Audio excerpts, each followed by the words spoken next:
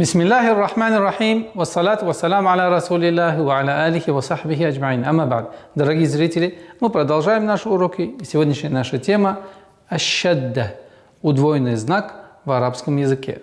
Знак удвоения используется, во-первых, она ставится над буквой и используется для обозначения удвоенных букв в арабском языке. Давайте посмотрим на практике, как она выглядит. Например, пример из суры Аль-Фатиха.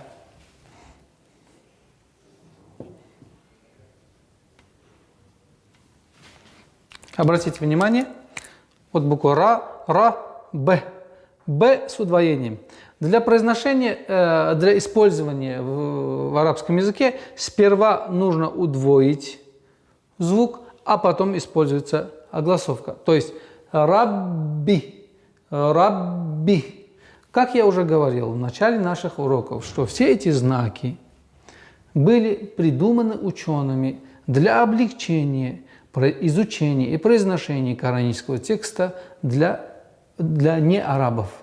И поэтому эти звуки являются в данный момент в современном мире неотъемлемой частью изучения арабского языка и правильного произношения коранического текста. Давайте напишем несколько слов, также из коранического текста, из суры Фатиха, чтобы более внятно осознать правильное произношение этого знака.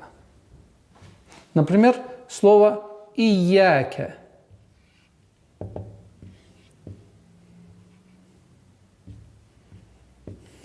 Обратите внимание, вот она, «ияка».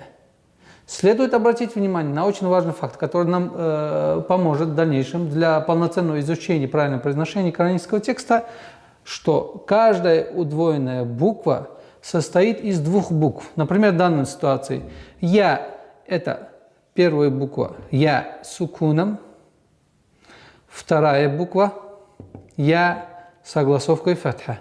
Вот она. А первая с сукуном. То есть для обозначения этих двух звуков используется знак удвоения. Точно так же, таким образом. Буква «б», первая буква у нас с сукуном, плюс буква «б» с кесрой. Следует заметить, что удвоенный знак очень сильно влияет на правильное произношение. И нужно быть осторожным при произношении, чтобы удвоенный знак не аннулировался в контексте. Например, «ияка», «ияка», чтобы она не перешла в «ияка», «ияка». «Ияка», «ия» – это солнечный луч. «Ияка» – тебе. То есть «ияка на'буду», «О Аллах, тебе мы поклоняемся». А если «ияка» без удвоения, то смысл будет меняться и будет «О солнечный луч, тебе мы поклоняемся». Нужно быть очень осторожным. И таким образом удвоенный знак, который называется «шадда», очень часто встречается в кораническом тексте. Хотелось бы, чтобы вы при чтении коранического текста, суры Фатиха и всего Корана обращали внимание на правильное произношение этого знака. Уважаемые зрители, на этом мы с вами прощаемся. До новых встреч. Ассаламу алейкум ва рахматуллахи ва баракатух.